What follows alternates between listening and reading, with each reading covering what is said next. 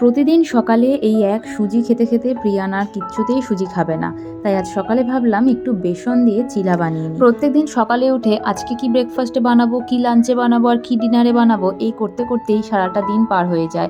আর প্রতিদিনের একটা নতুন করে চিন্তাভাবনা, কারণ রোজ আমাদেরও এই একই খাবার খেতে ভালো লাগে না। প্রিয়ানও এখন বড় হচ্ছে, প্রিয়ানেরও তাই তাই ওই কোনো দিন একটু ম্যাগি, তো কোনো দিন ব্রেড, কোনো দিন সুজি, বেশিরভাগটাই সুজি রাগি এগুলোই দিই। আর মাঝে মধ্যে টেস্ট চেঞ্জ করার জন্য একটু এরকম চিলা বা ম্যাগি এগুলো করে দিতে হয়, না হলে পরে ওদেরও মুখের টেস্ট চেঞ্জের একটু দরকার হয়। তো আজকে এই যে বাটার দিয়ে একটু ফ্রাইং প্যানটাকে পলিশ করে নিলাম। আমার যে এই ব্রাশটা ছিল সেই ব্রাশটাকে প্রিয়ান নিয়ে ওই এয়ার কুলারের মধ্যে ফেলে দিয়েছে, যা পায় তাই এয়ার কুলারে ফেলে। আর এবার এই কাঠের হাতাটা দিয়ে এরকমভাবে ব্রাশ করতে ভীষণ অসুবিধে হয়। আর এই প্রথম চিলাটা যখনই বানাই না কেন সেটার পরিমাণটা বুঝি না জন্য হয়তো মোটা বা পাতলা বেশি কখনো কখনো হয়। তো সেকেন্ড টাইম যখন ওটার মধ্যে আরেকটু জল বা যেটাই অ্যাড করা দরকার হয় করে সেকেন্ড চিলার থেকে সেটা ভালো হয়। যেমন পাটিসাপটা বানানোর ক্ষেত্রেও এটা আমার আগের বার হয়েছিল, এত মোটা ব্যাটার হয়ে গেছিলো প্রথম দিকের পাটিসাপটাগুলো সব মোটা মোটা হয়েছে। এবার ভেতরে যে ক্ষীরপুর যা দিয়েছি সেটা মিষ্টি মনে হচ্ছিল যে একেবারেই নেই। তো এই যে দ্বিতীয় চিলাটা আমি এরকম পাতলা করে বানিয়ে এই যে ছোট ছোট করে পিস করে এখন আমি দিয়ে দেবো প্রিয়ানকে। প্রিয়ান অলরেডি বসে পড়েছে খাওয়ার জন্য। চকো খাবে? নাও, খাও, দেখো তো খেয়ে কেমন, ভালো দারুন। খাও, রোদের মধ্যে বসো বাবা, রোদটা লাগাও গায়ে। প্রিয়ানকে কোনো কিছু খেতে দিলে সেটা যদি ও এরকম দারুণ বলে তখন আমার না যে কোনো খাবার বানানোর ইন্টারেস্ট আরও বেড়ে যায়। তখন মনে হয় আরও ভ্যারাইটিস খাবার কি কি বানানো যেতে পারে ওর জন্য গুগল দেখে সার্চ করতে থাকি। তো এখানে প্রিয়ানের জন্য বানাতে গেলাম, তো আমার জন্য কয়েকটা বানিয়ে নিয়েছি। আমিও আজকে আর আলাদা করে কিছু ব্রেকফাস্ট করব না, এই চিলাই খেয়ে নেবো একটু সস দিয়ে। তো এই রোদটা সুন্দর এসেছে। আর এই চিলাটা কিন্তু প্রিয়ানের ছোটোবেলার থেকেই ভীষণ প্রিয়। চিলা, গোলা রুটি, রুটি, পাউরুটি, এই শুকনো শুকনো খাবারগুলো ও খুব ভালো খায়। তো আমিও খেয়ে দেখলাম বেশ ভালোই হয়েছে। আর এখানটাতে প্রিয়ানকে একটু জল করে দিয়েছিলাম, তো জলটা না ফুটোনো জল, তো একটু গরম ছিল। তো ছেলে আবার এত বুদ্ধি, ওই মুখটা খুলে ও ফু দিয়ে দিয়ে সেটাকে ঠান্ডা করছে। যেহেতু দেখে আমাকে, আমি যদিও ঠান্ডা করেই দিয়েছিলাম ওর খাওয়ার মতন, কিন্তু আমি যেহেতু ওকে দেওয়ার আগে একটু ফু দিয়ে দিই, তাই জন্য ও এখন আমি যেটা করি সেটাই ও করার চেষ্টা করে। এদিকে স্নান দান করে এখন আমি চলে যাব পুজো দিতে, কারণ ব্রেকফাস্টের পর্ব শেষ। এবার দুপুরের খাবারটা বানানোর আগে পুজোটা দেওয়া হয়ে গেলে অনেকটা শান্তি, একবারে নিশ্চিন্তভাবে তারপরে ধীরে সুস্থে প্রীতম আসার আগে রান্নাটা আমি করে নেব। আর এই যে আগের দিন প্রদীপটা কিনেছিলাম, এই প্রদীপটা ভেতর দিয়ে সলতে দিয়ে, এটা আমার অনেক দিনের ইচ্ছে ছিল। আমি এটা অনেকের বাড়িতেই দেখেছি, আর আমার কাছে নর্মাল প্রদীপ ছিল, ইভেন আমার শ্বশুর বাড়িতেও তাই নর্মাল প্রদীপ। তো এই প্রদীপটা আমার ইচ্ছে ছিল, তো ছোট্ট একটা প্রদীপ কিনেছি, তো আজকে এটা জ্বালিয়েছি। আর এখানটাতে এখন রান্না বসিয়ে দিয়েছি। আজকে করব পনিরের ঝোল, আর তার সাথে ফুলকপি আর সোয়াবিন দিয়ে একটা মাখা মাখা করে তরকারি করে নেব। তো এই যে পনিরটা আমি আগের দিন রাতেই ভেজে রেখেছিলাম, কারণ প্রীতম তো সকালে থাকে না, আর আমাদের যেহেতু এখানে ফ্রিজ নেই, তো যদি নষ্ট হয়ে যায় তার জন্য ওই পনিরটা আগের দিন রাত্রেবেলায় প্রীতম এনে দিয়েছিল, আর আমি ওটা ভাজা করে রেখে দিয়েছিলাম। আর এদিকে এসে দেখি মটরশুঁটি নিয়ে ছেলের খেলা। হ্যাঁ, চোখলা ফেলে দিয়েছো, ভালো, এগুলো খাবো। কি করবে এগুলো? খেলবে এগুলো দিয়ে? ঠিক আছে, এগুলো ফেলবে না কিন্তু। হ্যাঁ হ্যাঁ, আমি রান্না করি।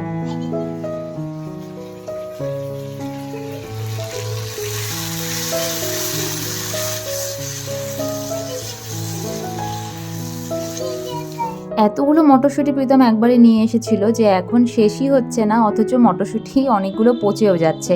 তাই এখন পারলে সব রান্নাতেই মটরশুঁটি দিচ্ছি। আর অর্ধেক রান্না করতে করতে কেবল পনিরটা নামিয়েছি, দেখলাম গ্যাস শেষ। তো ওদিকে ফোন করে দিয়েছিলাম গ্যাসের দোকান থেকে, তো এখন এই যে গ্যাসটা লাগিয়ে দিয়ে গেল। আগেই এই যে সোয়াবিন আলুটা অল্প একটু বসিয়েছি, আর এখানে ফুলকপিটা ভেজে রেখেছিলাম, ঠিক তখনই গ্যাস শেষ। প্রায় 1.5 মাসের মতন চললো এবার গ্যাসটা, এর আগের বার তো 1 মাসেই গ্যাস শেষ হয়ে গেছিলো। আসলে শীতের সময় একটু গ্যাসটা বেশিও খরচা হয়, যেহেতু আমাদের এখানে তো ইন্ডাকশান বা ওভেন অন্য কোনো কিছুর অপশান নেই। তো জল গরম থেকে শুরু করে প্রত্যেকটা জিনিস আমাদের গ্যাসেই হয়।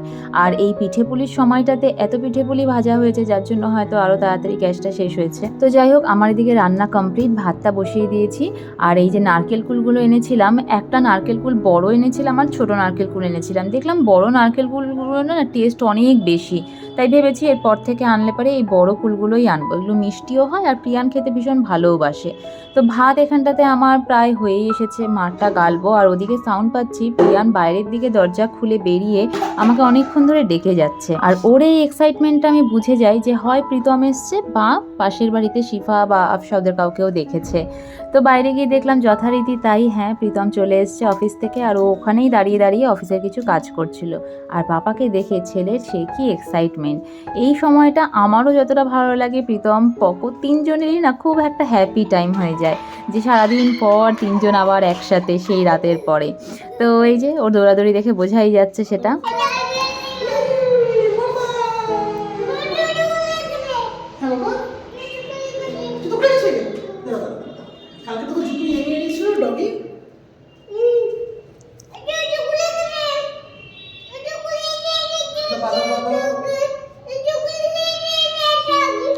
এখানে দুপুরবেলা একটু প্রিয়ানকে ঘুম পাড়িয়েছিলাম, আর ওঠার পরে ও পাপার সাথে এখানে দিচ্ছে সন্ধেবাতি। আর শত প্রশ্ন যে এটা কি করছো, ওটা কি ঢালছো, এটা কেন জ্বালাচ্ছ। এখন প্রত্যেকটা জিনিসে ওর অনেক কিউরিসিটি।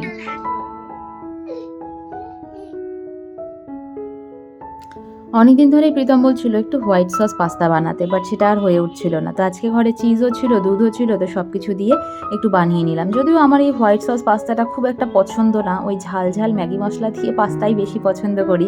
বাট তাও একটু ওই বললাম টেস্ট চেঞ্জ মাঝে মাঝে দরকার, তো বানিয়ে দিলাম। তো দেখলাম যে হ্যাঁ খুব একটা খারাপ হয়নি, মাঝে মধ্যে একটু চেঞ্জ করে করে খেলে খারাপ লাগে না, সবই ভালোই লাগে। প্রিয়ানের স্পেশালি এটা ফার্স্ট টাইম যে হোয়াইট সস পাস্তা ও খাচ্ছে, মানে ও তো আর খাবে না সেরকম, নামেই আর কি একটু মুখে ছোঁয়ানো। আর এদিকে আবারও প্রিয়তমের আবদার যে একটু মালপোয়া ভাজো। তো আজকে আবার এই ব্যাটারটাকে বানিয়েছি, আর এই প্রীতম বলেছে এবার বেশি করে চিনি দিয়ে বানাতে। আগের দিন নাকি মালপোয়াতে চিনি একটু কম হয়েছিল, তাই আজকে বেশি করে চিনি খুব একটা দিইনি, বাট গুড় অনেকটা বেশি দিয়েছি, নলেন গুড়, নর্মাল জ্যাগেরি পাউডার সব দিয়ে এটা ব্যাটারটা তো বানালাম, দেখা যাক কেমন হয়। ওদিকে খুশি ফোন করে ডাকলো, ওর রুমে গিয়ে দেখি ও এনেছে ফুচকা, তারপরে বার্গার, এগুলো প্রীতমের জন্য এনেছিল, প্রীতমকে ওটা রুমে দিয়ে এসেছে। আর এটা আমি আরও একসাথে বসে এখানেই খাবো।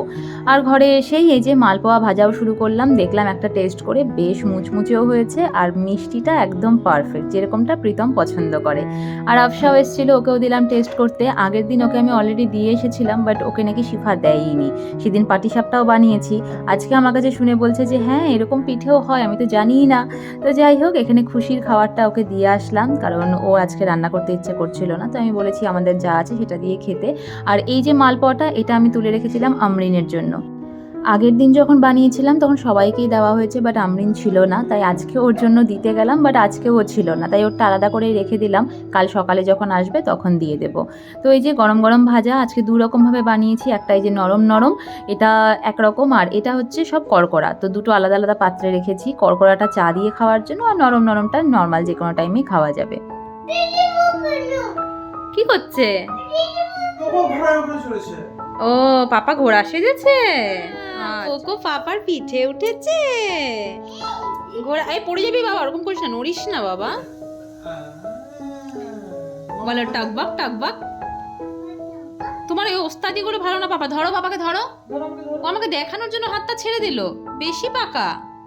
টকবাক টকবাক টকবাক টকবাক টকবাক টকবাক টকবাক টকবাক টকবাক টকবাক টকবাক টকবাক।